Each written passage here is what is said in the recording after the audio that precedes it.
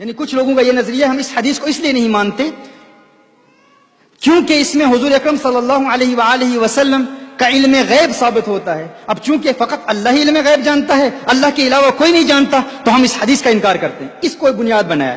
اب یہ ایک عالم ہے, بہت بڑا محقق ہے, اس نے اس پر ایک پوری کتاب لکھی ہے اور اس نے کہا کہ یہ حدیث صحیح نہیں ہے. کیوں؟ کیونکہ اس بات پر دلالت کرتی ہے کہ حضور اکرم صلی اللہ علیہ وسلم علم غیب جانتے ہیں. اب چونکہ اس کے نظریے کے مطابق حضور اکرم صلی اللہ علیہ وسلم کو اللہ نے علم غیب عطا نہیں فرمایا, تو وہ کہتا ہے ہم اس حدیث کو تسلیم نہیں کر سکتے علیاذ باللہ. اگر ایسی بات ہے تو حضور اکرم صلی اللہ علیہ وآلہ وسلم نے, یعنی حضور کو کیسے پتا کہ میری امت میں کتنی تقسیم ہوگی, کتنی ڈویژن ہوگی, میری امت 73 فرقوں میں تقسیم ہوگی, ان کا یہ نظریہ ہے. میں ان سے پوچھنا چاہتا ہوں, اگر اسی کو آپ بنیاد بنا لیں گے, اگر اسی کو آپ بنیاد بنا لیں گے, تو پھر قیامت کی جتنی علامتیں حضور اکرم صلی اللہ علیہ وسلم نے بیان کی ہیں ان تمام کا انکار کرو گے؟ تمہارے ہی علماء نے کتنی بڑی بڑی کتابیں لکھی ہیں قیامت کی علامات پر, کیا تم ان تمام علامات قیامت کا انکار کرو گے؟ اور پھر تمہارا یہ کہنا کہ ہم اس کو بنیاد بنا کر اس حدیث کا انکار کریں گے کیونکہ تمہارے نظریے کے مطابق تم کہتے ہو فقط اللہ ہی علم غیب جانتا ہے, حضور اکرم صلی اللہ علیہ وآلہ وسلم علم غیب نہیں جانتے. کیا تم نے قرآن نہیں پڑھا؟ کیا تم نے سورہ جن نہیں پڑھی؟ اللہ ارشاد فرماتا ہے عالم الغیب فلا یظہر علی غیبہ احد الا من ارتضی من رسول. عالم الغیب, غیب کا جاننے والا ہر ایک کو غیب کا علم نہیں دیتا مگر اپنے رسولوں میں سے جس سے راضی ہو جائے اسے غیب کا علم دے دیتا ہے. میں پوچھنا چاہتا ہوں, کیا اللہ اپنے محبوب سے راضی ہے یا نہیں راضی؟ کیا اللہ اپنے محبوب سے خوش ہے یا نہیں خوش؟ میں آپ سے پوچھ رہا ہوں, آپ مجھے بتائیں. میں تو یہ کہوں گا اللہ اپنے محبوب سے راضی ہو نہ ہو یہ تو بات کی بات ہے, وہ تو اپنے محبوب کی رضا چاہتا ہے. وہ کہتا ہے قد نرى تقلب وجهك في السماء فلنولينك قبلة ترضاها. محبوب ہم نے تیری رضا کی خاطر, تیری خوشی کی خاطر قبلہ ہی بدل دیا ہے. وہ تو محبوب کی رضا چاہتا ہے, خدا کی رضا چاہتے ہیں تو عالم خدا چاہتا ہے رضا محمد. اگر خدا رضا محمد چاہتا ہے,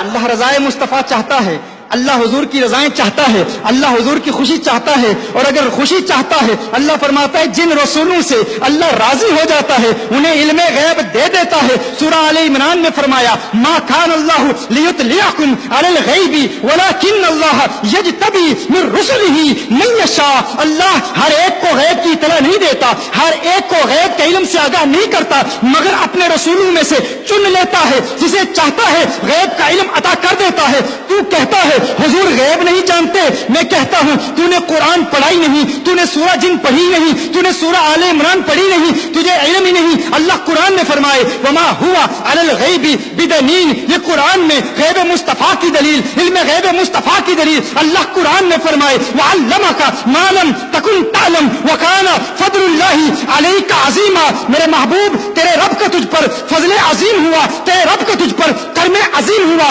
فضل عظیم کیا ہے, کرم عظیم کیا ہے؟ وعلمک ما لم تکن تعلم, ما لم تکن تعلم, ما لم تکن تعلم. اس ماں کے عموم میں کتنی وسعت ہے. یہ ماں عموم کا فائدہ دیتا ہے, یہ عام مخصوص البعد نہیں ہے, یہ وہ عام نہیں ہے جس کے عموم کی تخصیص کی گئی ہو. یہ عام ہے, یہ عمومیت پر قائم ہے, یہ عام ہی رہے گا. اس کی تخصیص کے لیے دلیل پیش کرنا یہ تمہارا کام ہے. یہ ایسا عام ہے کہ اللہ فرمائے وعلمک ما لم تکن تعلم. محبوب ہر وہ چیز جو تم نہیں جانتے تھے اللہ نے تمہیں اس کا علم دے دیا. یعنی اللہ نے محبوب کو ہر شے کا علم دیا. کتنا علم دیا؟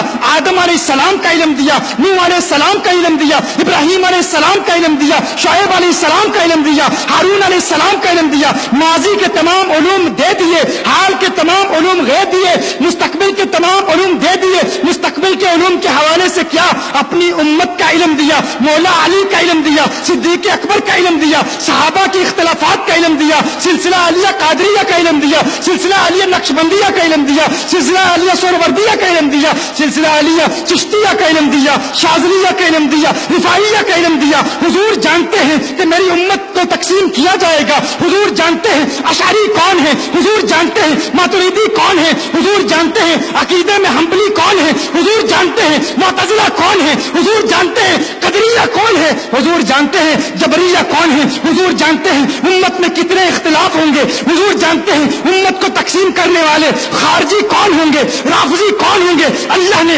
محبوب کو مستقبل کا علم دیا, آج تک کا ہر چیز کا علم دیا, نہ فقط آج تک کا علم بلکہ صبح قیامت تک کا علم اللہ نے اپنے محبوب کو دے دیا. اور پھر فرمایا وَعَلَّمَكَ مَا لَمْ تَكُنْ تَعْلَمْ. محبوب تیرے رب کا تجھ پر فضل عظیم ہوا, تیرے رب کا تجھ پر کرم عظیم ہوا, اور وہ کیا تھا کہ تیرے رب نے تجھے کائنات کے ذرے ذرے اور زمین کے چپے چپے کا علم عطا فرما دیا.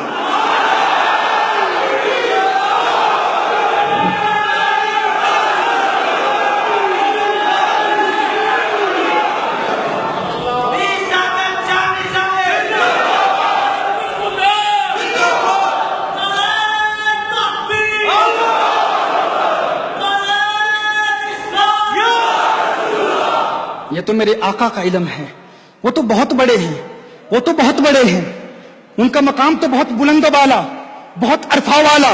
غوث اعظم فرماتے ہیں نظرت الی بلاد اللہ جمعا, نظرت الی بلاد اللہ جمعا. میرے آقا کی ایک حدیث ہے, حضور فرماتے ہیں قد رفع لی الدنیا فانا انظر الیہا والی ما هو قائم فیہا الی یوم القیامہ.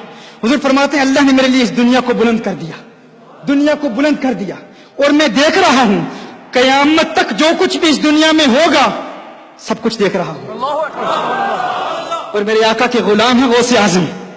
غوث اعظم کا مہینہ ہے, اس مہینے کی نسبت سے یہ نقطہ یاد آ گیا. غوث اعظم فرماتے ہیں نظرت الی بلاد اللہ جمعا. ایک نئی بات آپ کو بتاؤں, یہ بلاد اللہ کیا ہے؟ بلاد اللہ کیا ہے؟ اکثر کہا جاتا ہے نا کہ غوث اعظم نے پوری مخلوق کو دیکھ لیا, یعنی زمین کو دیکھ لیا, پوری زمین کو دیکھ لیا. نظرت الی بلاد اللہ, یہ نہیں فرمایا نظرت الی بلاد الارض.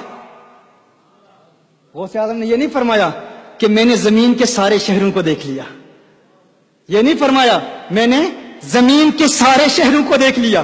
کیا فرمایا نظرت الی بلاد اللہ, میں نے اللہ کے سارے شہروں کو دیکھ لیا. کیا سنا تم نے, میں نے کیا کہا؟ میں نے اللہ کے تمام شہروں کو دیکھ لیا.